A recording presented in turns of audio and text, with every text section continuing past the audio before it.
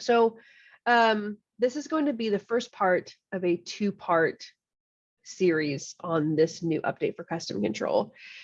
It is such a significant update.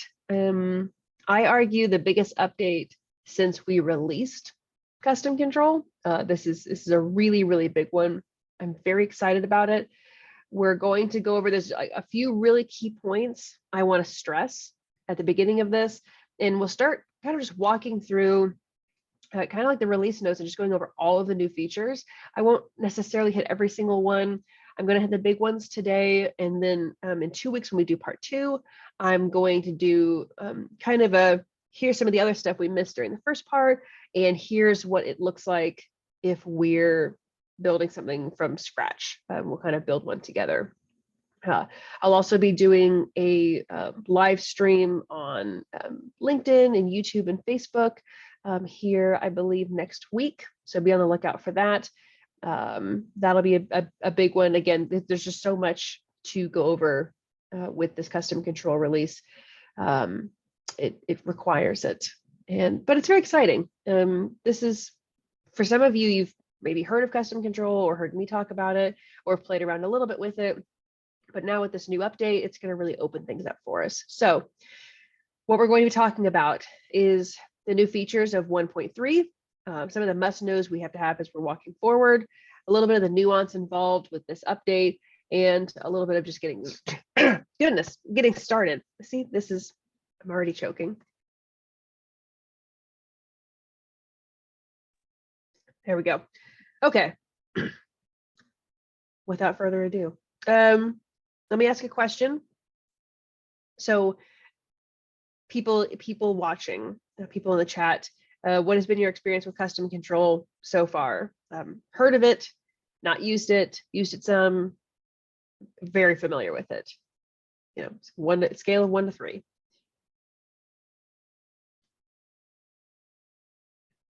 While you're typing, I'll hop over to the next slide.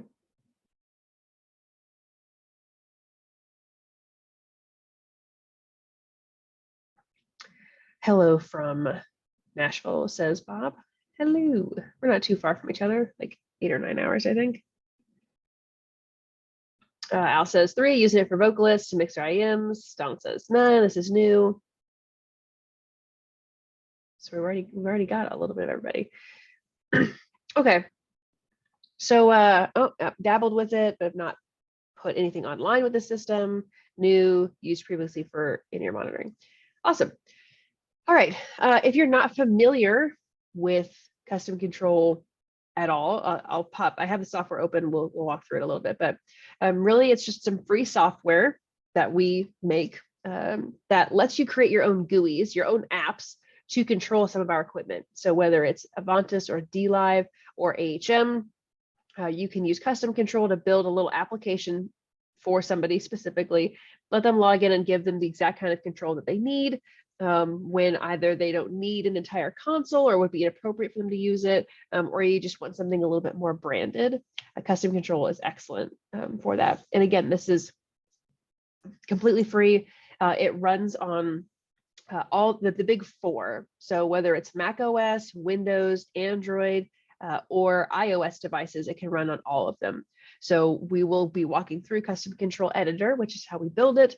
And the Custom Control app is how we access the application itself. So here's a list of some of the new features with 1.3. The biggest one, and the one I'll probably be talking about the most today, is multi-unit configs, which is the ability to control multiple Allen and Heath devices on a single layout, a single app.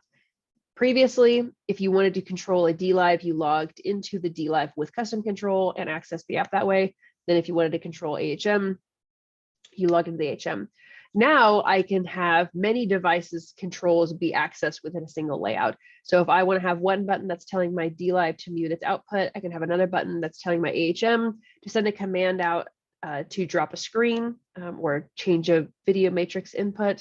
And I can have another button still that's telling a second AHM to open up 2 of its mics. I can have all these things and send all these different commands from a single layout. That's really big and was not an insignificant task for us to do.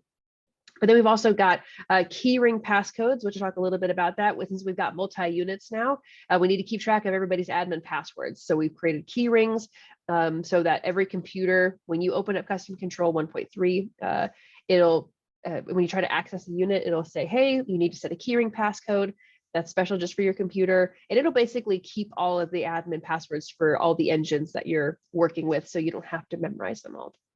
So we've got that. We're also introducing resource packs, which are really big. And again, we'll walk through that, but also color palettes. We've got a clock widget now. We have light control on the sides of our touch panels, the CC7 and the CC10. We have control over that light now. We've also added grouping, which is one of my favorite things that we added. We also have opacity control, image auto resizing. We'll have a users list that we can access. We have TCP and UDP commands directly from the layout itself. We have resource tagging. I mean, honestly, the entire release notes list is quite large. So let me get that link really fast. These the release notes, and I'll drop them in the chat. This is not all of them. It would be easier to write that what it can't do. That's correct, Richard. That I'll take that. Yep. And if you want to download it and have it yet, here's the landing page for Custom Control. You can go in there and download it. The editor runs on Mac OS or Windows, so feel free on whatever computer you're using to go in and poke around while we're talking about this today. Okay. For real, everybody pay attention for a second, because this is a very important piece of information. This is such a substantial update that it is not going to be retrocompatible. What does that mean? That means that once from now on, starting with AHM 1.3 and every future release of Avantis and DLive firmware will not work with old versions of Custom Control. Let me say that again. Every new firmware release from now on will not work with old Custom Control. Old Custom Control is 1.2.6. That was the last one we released before this big 1.3 update. So right now, if you have a DLive system and you're using Custom Control, you are using old Custom Control 1.2.6. If you just updated your AHM to 1.3, you have to update your Custom Control files and the apps to 1.3 to get them to function properly together. It's such a significant update, particularly with the multi-unit config, that we had to draw a line in the sand to say, okay, you're either in the new generation of Custom Control or you're in the old generation of Custom Control. So keep that in mind as well. If you already have Custom Control implemented and the next DLive firmware comes out and you're like, heck yeah, let's do this. You update it. Make sure if you want to use that Custom Control layout you made, that you download Custom Control Editor 1.3, open up your save file and resave it and re-upload it to your DLive so that everything is on 1.3 and is golden. So Al says target date for Avantis and DLive firmware updates that will impact this. No idea. Could be tomorrow, could be 3 months from now. This won't be the only thing that's coming out with the DLive and Avantis firmware updates. And in fact, AHM 1.4 is not terribly far away either. So there's not a target date, but inevitably and soonish. So just be aware if you're already using. So CC 1.3 is compatible with current firmware. Yes, with an asterisk by it. 1.3 is available, works with current firmware only if the host unit can work with 1.3. So I have a little demonstration here that will show you. Brian says, so you can convert 1.2.6 files to 1.3, but you have to download them in the editor and reload them to the console. Yes, or if you have the file saved, just open it up in 1.3, resave it so it's a new one in 1.3 and upload them. Yes, that is how you'll do it. Back to Al's question about compatibility with current firmware. Okay, as if on cue. So we've got these three engines. So I've got an HM64 that's on 1.3, that's the latest version. And maybe I've got a DLive that's on 1.91, and I've got an HM16 that's on version 1.21. You know, that's fine. That's all well and good. I will upload my custom control config to the HM64 because it's the one that's running 1.3. We made those numbers match for convenience, so we don't have to think too hard. If I know AHM 1.3 works with custom control 1.3, perfect. The consoles will take a little more memorizing. So I'll upload the config to the HM64, but my other two engines actually aren't, like, they don't work with 1.3. They're old versions of the firmware. So how does that work? So we upload the custom control config to the HM64, and it is the only one that needs to have the config on it. The HM in turn will actually send out the control to the DLive and the HM16. So the HM64 in this particular example is our host. It's actually holding onto the config itself and sending out the commands to the other units. So is custom control 1.3 compatible with current firmware? Yes, as long as the custom control 1.3 config is uploaded to an engine like the HM 1.3. Currently, today, as it says right now, you cannot upload a 1.3 custom control file to DLive 1.91, or I think we're on 1.93 maybe. You cannot do that.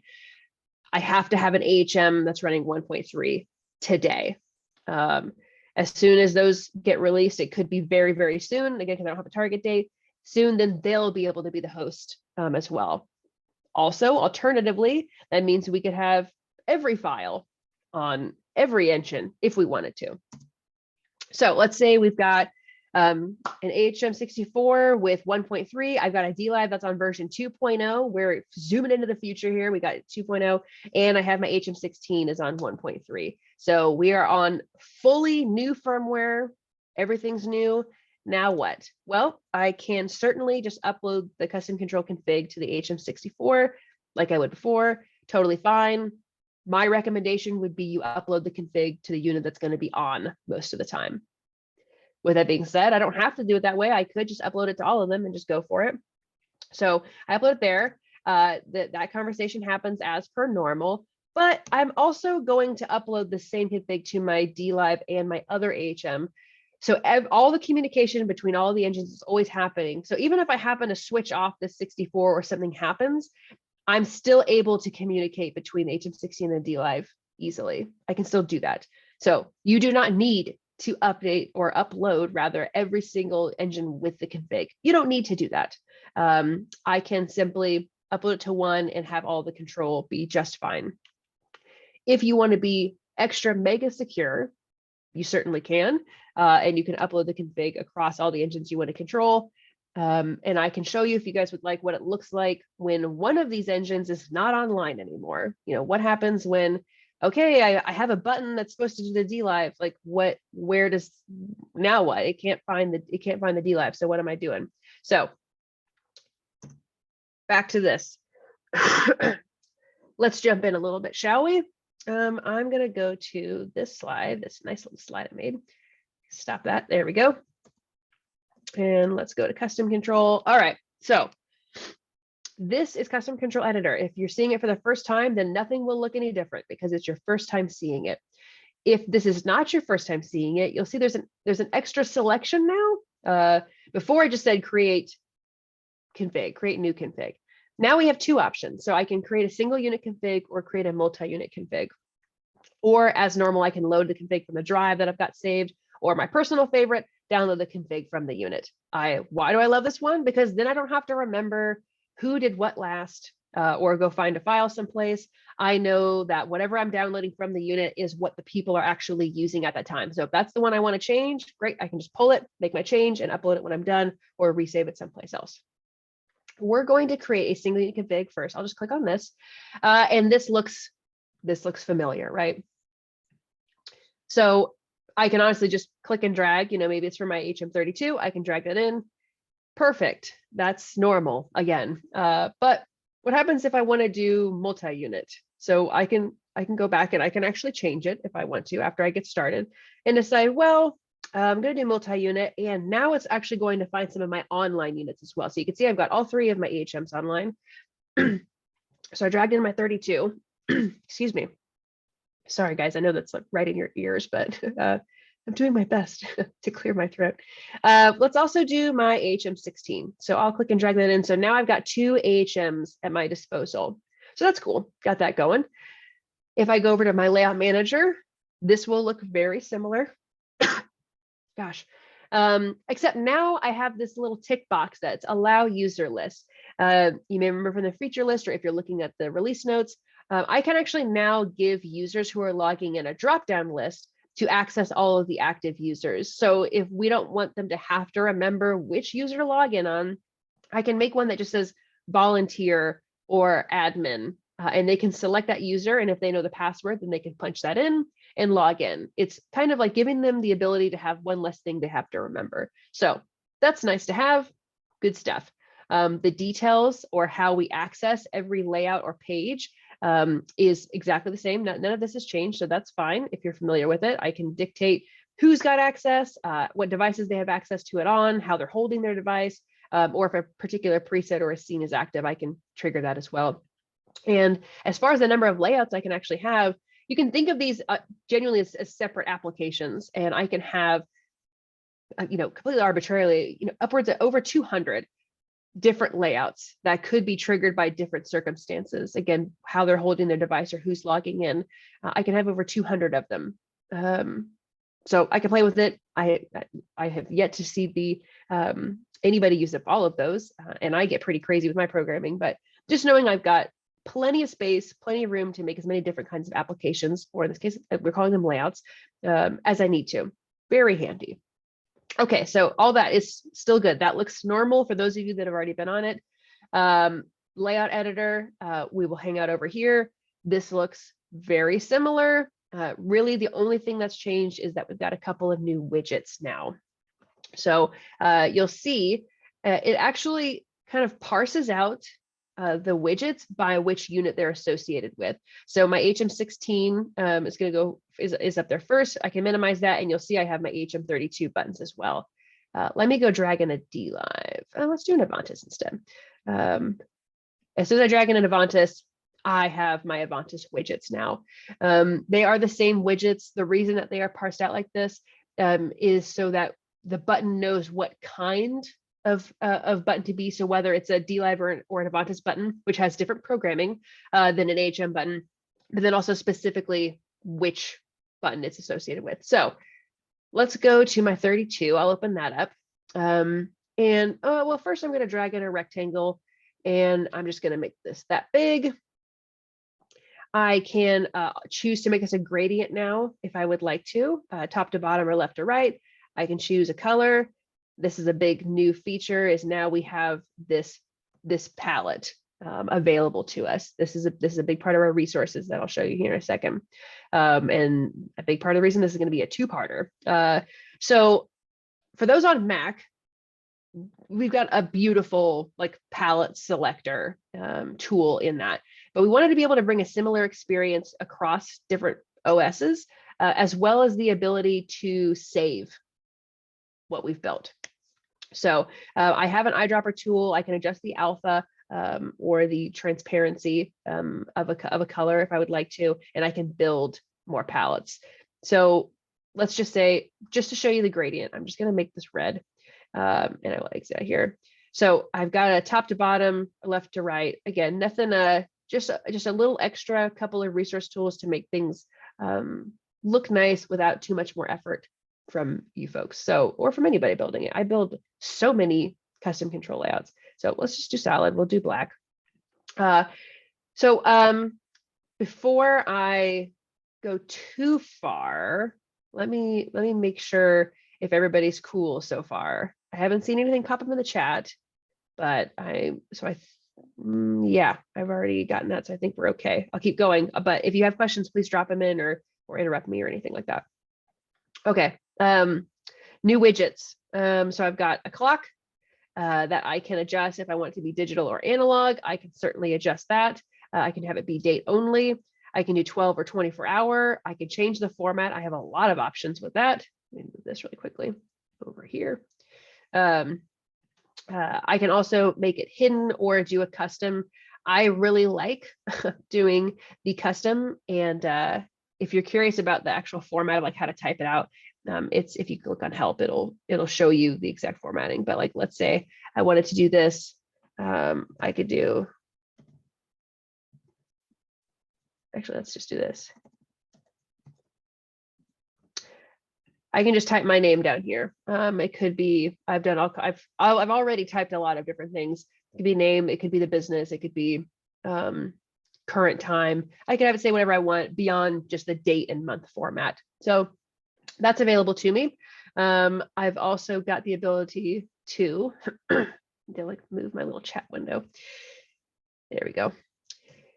Other new ones, a big one is going to be this panel and LED control. So if you're using a CC7 or a CC10, our dedicated touch panels, there are light bars on the sides of those that we have access to. And now we can program them. This is an invisible little widget that just sits there. It's not a button or anything. It's really just a visual representation to let you know this is programmed and it should function like this. If I open up the little test layout to see how it would look, I'll bring us up and you'll see it's not actually there. It's invisible. Again, this is just purely for us to understand that the programming is there.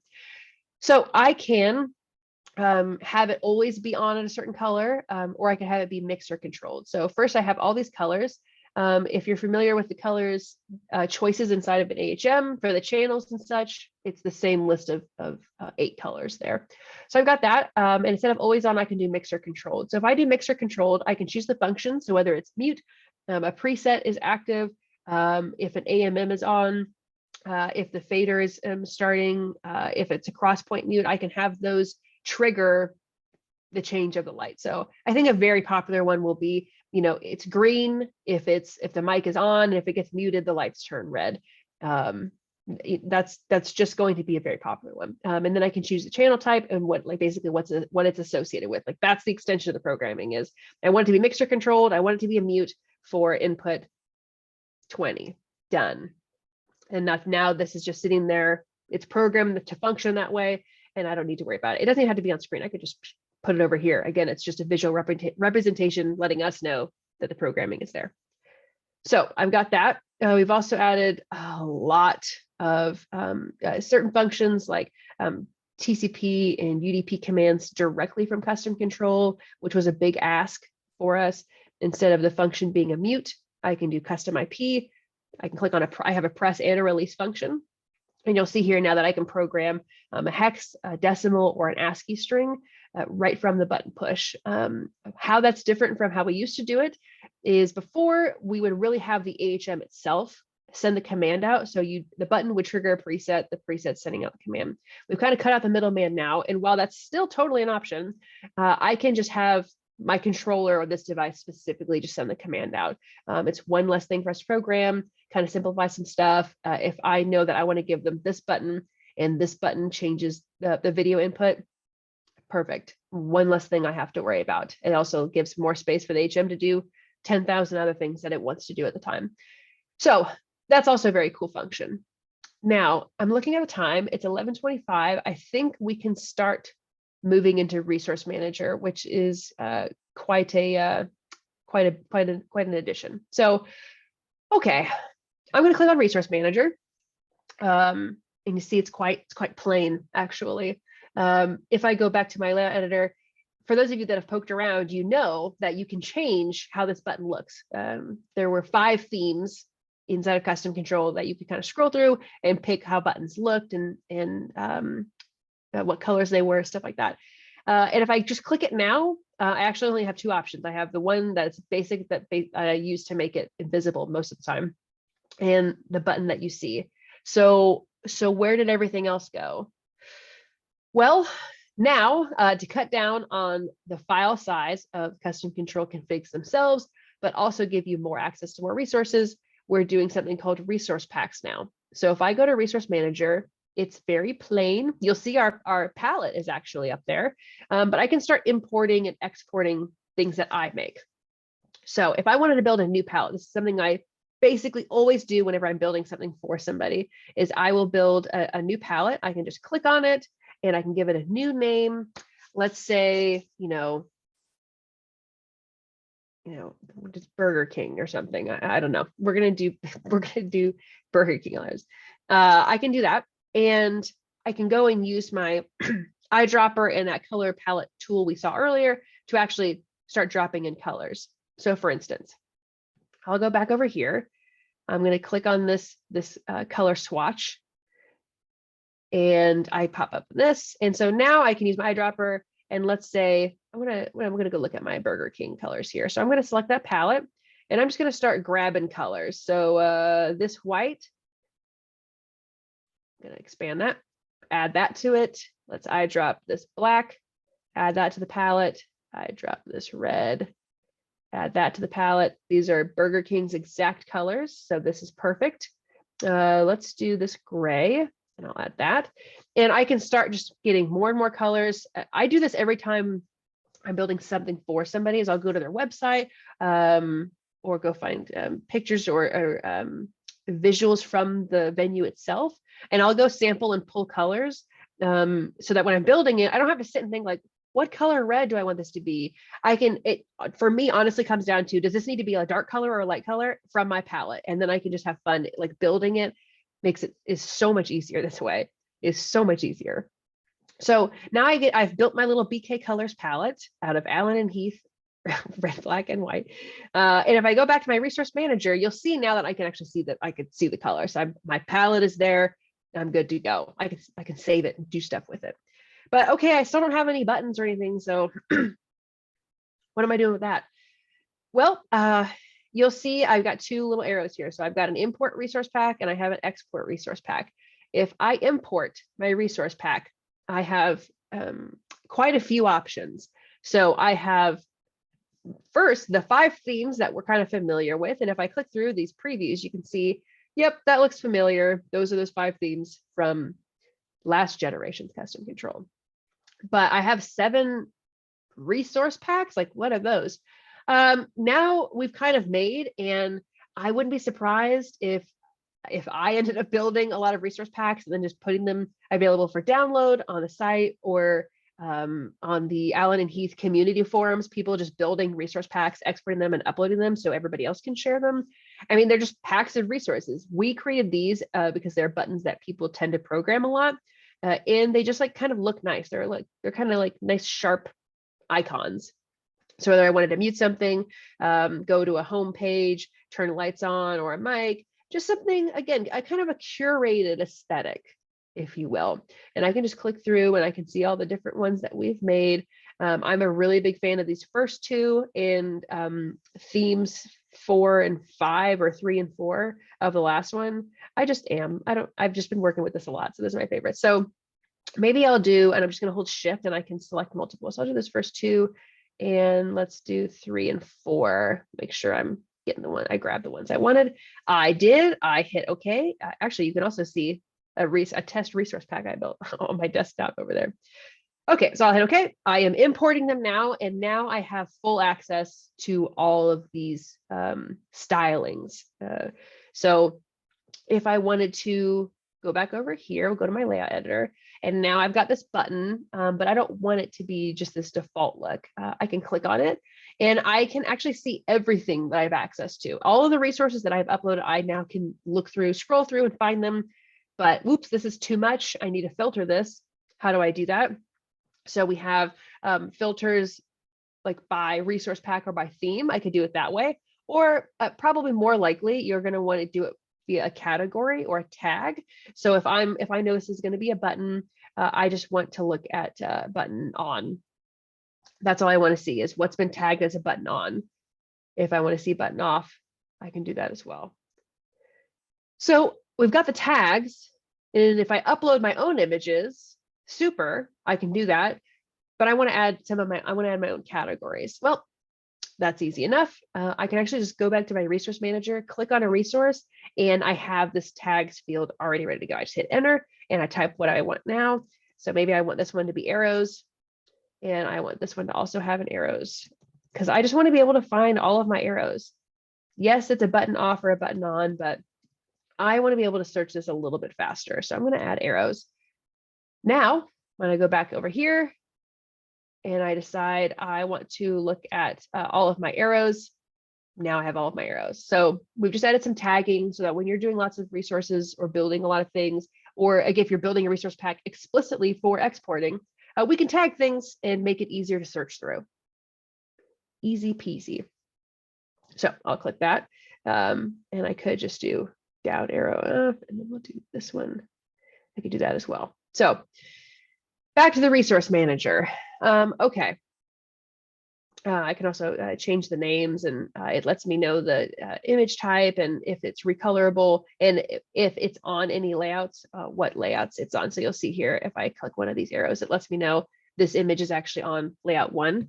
So why do we do that? Because if you decide to swap this image out, it lets you know where it's going to change it. So if I decide I've already used this picture 40 times for a button, and I don't want to go and reprogram all of that, no biggie. I can just click it in the resource manager and hit this little resource, the change image button, and it will actually swap out the image for me. So I don't have to go through and find everything. It does it all the way through automatically. Much less for me to do. Very easy. I can also hit the little plus button if I want to upload an image as normal, but we've been able to do that. So that's not new. Okay, so that's a lot. I've got resource packs, I've got palettes. We've got a lot of different styling options. Let me go look at this really quickly. The keyring passcodes. Yes, let's look at that before I kind of close this up for today. Okay, so I have all these units. I've got a lot of stuff happening. How do I keep track of all my passwords? So I've already been living in custom control, so I already have my keyring made. But if I go to file keyring, or if you open it up for the first time and you try to upload a file to an engine, it'll ask you to make a keyring password. Remember what that is. Yes, you can reset it, but just try to remember that. So I can open up my keyring, and it's actually asking right now. I haven't punched in my keyring, so it's not going to show me what devices I have saved on it. I can delete my keyring if I want to. Basically, I forgot my passwords in my keyring, so I need to rebuild it. You can delete the keyring. I can also change the keyring password if I want to change it to something else, and I can delete individual passwords themselves. So like if I'm doing 2 HMs and a DLive and they're all controlling one another, I don't want to necessarily have to remember every single admin password. I can come in here. I just have to know what my keyring password is, and it'll take care of it for me. So easy as that. If you forget and you have to delete your keyring, all you have to do is just go search for the admin passwords of each of the individual units. So try not to lose your keyring password. If you've forgotten the admin passwords on your devices, I recommend sending a ticket to support@americanmusicandsound.com or to your local distributor. So that's a whole conversation. Try not to lose your admin passwords to your engines. So, okay. It's 11:35 according to this clock widget. So while we've just kind of started scratching the surface with this, and let's say I've nailed this, I'm done. I hit upload. It's going to ask for my keyring password. I can go in here, and it lets me pick from all the available engines that I've got online, and I can upload those. And then I'm done. And then it lives on the engine, and any button I have will send the command out. So I've only been dragging in HM32, but maybe I also do my Avantis. I'll do a button for that as well. It'll just mute the DCAs. Sensational. So I do that. And if the question is, so what happens when this thing's not online? I will show you. If I hit upload, I'm going to do this to my HM32. There we go. Ooh, that's hideous over there. I have my 10-inch touch panel over yonder, and I can see it uploaded with this one.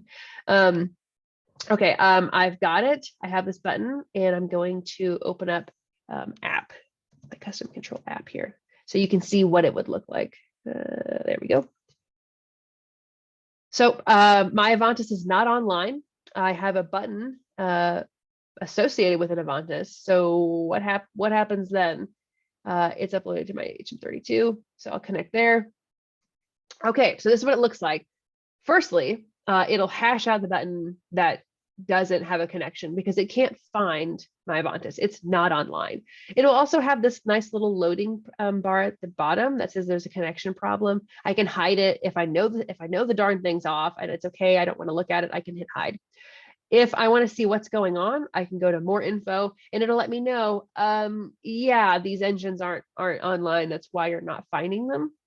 So FYI, that's what's happening. So I can hit cancel to disconnect from custom control, or I can hit ignore to just go about my merry business and continue using all the controls that I do have. So the explanation I gave at the beginning was, hey, I've got an HM64, I've uploaded the config, it's always on. And just because the D live is off doesn't mean I don't want to control either of the HMs. I still want to have control over them. I can still have the same layout. I just won't have control over the D live that's non-existent as far as the network is concerned. So they've done a really lovely job of just trying to explain this because it is a really complex build when you have multi-unit. This is a very big feat. It's a very big feature. And being able to communicate what is online, what's being used for what, they have done a sensational job of kind of illustrating that and giving you the option to fix the problem, hide it, or adjust the programming as necessary. So if I click hide, we'll just looks normal. So, okay, this has been gobs of information. Other like little fun things are that we can, move the faders and the in the metering as well to be vertical or horizontal. If you prefer horizontal, faders or meters, that's an option, or maybe just the design requires it. I can do that. Just click over there, make it horizontal. Ta-da! And again, if you get a chance to read the release notes, there are quite a few features, and I'll hit more when we do part 2 in 2 weeks, and also during the live stream next week. If you're available for that, it's also going to be good. There's just so much to go over. And as I said at the beginning, this is such a significant upgrade that it's going to open up a lot of opportunity for people, especially considering this is still just a free GUI creation software that we make for the love of it. We're adding a lot of functionality, but with that functionality, just comes a little bit more education of just understanding when I'm controlling multiple units, what does that look like? How does that work? And part of that is us all sitting here and me poking around and showing you stuff and answering questions you might have.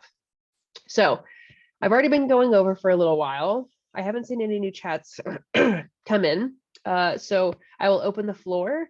Is there anything that people want to see? Something that they're not sure about? Anything like that? I'll drag my chat window up here. Looks great.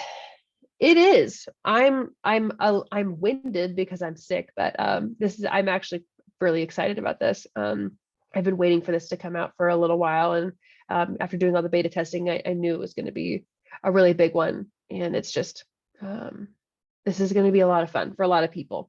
So it's an excellent tool, and not enough people really know about it. It's just because, again, it's just this free piece of software that we make that lets you make your own apps, and you don't have to be a programming wizard to do it. So all right, Alex says, how's the weather? It's 15 degrees there. No, thank you. It's currently 43. So yesterday it was like 65 or something. It was like ridiculous. It was very warm yesterday. But today's a little bit colder, more appropriately cold for February. If this is in the indication, summer is not going to be very fun here. So okay. Brian says, I wasn't sure if I needed to join the call since I've used custom control previously, but obviously I'm glad I did join. There's a ton of new stuff. Oh yeah, Brian, there's a lot. If you've used it before and you're poking around, really get curious, like start poking around, like, well, okay, well, like, what can I change? What's different? Like the source selectors, for instance, the programming of them have not changed, but we've added the ability to change the confirmation style, to change the background, In the arrows, I can hide the arrows if I want. I can hide this, hide that, and have it just be a box, drop down or swipe, and just like little things like that. Just lots of little changes that people may not expect. The grouping function, as I said, is like my favorite thing. So I'll just hold shift and select a bunch of stuff and then hit Command G. Oh God, I love this. And then I can just move them together. This is honestly like maybe my favorite thing we added is this grouping function. And what's even better is that you don't have to ungroup them to select them individually. So if I needed to change the programming, like these are all together in a group, right? If I just click on it a second time, it lets me change the programming of that specific button. Click, click, I'm changing the programming of this button. Click, click, I'm changing the programming of the source selector. Click, click, back to the button. I'm just so in love with the grouping function. It makes me so happy. And you'll see that the group and ungroup is also a little selection. I enjoy a key command. So Command G or Control G to group, and Command Shift G or Control Shift G to ungroup them. You also see we can lock ratios of things as well. Okay. Alyssa says this might be for next week. Do we have a stop function for track playback offline topic? So we added where is it at? Oh, I need an AHM button, not a. Here we go. Playback. And so we can trigger it. We haven't added any more transport controls. That's been pretty high on my list of things that I would like us to add as a part of custom control is transport controls, period. The ability to stop, to trigger a song or a sound, yes, sensational, but also the ability to stop it. So if I was doing demos of something, it would be one less machine I would need. It's just to have transport controls. So it's on the list. Yes, you can trigger playback from a button now, but you can't stop it. Bring your check up. Okay. Any other questions? If you guys haven't gone to play, highly recommend it. Again, custom control is just a hoot and a half. So, all right, I will let anybody who's still typing type away. Meanwhile, I will release everybody. Thank you folks for coming in and hanging out.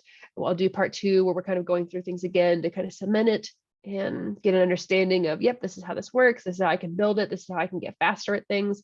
We'll go over all of that as well. So thank you folks for joining. Always appreciate having your company while I talk nerdy to myself. But I hope you have a great rest of your Wednesday. And I'll hang out if anybody has any lingering questions about anything, custom control or otherwise.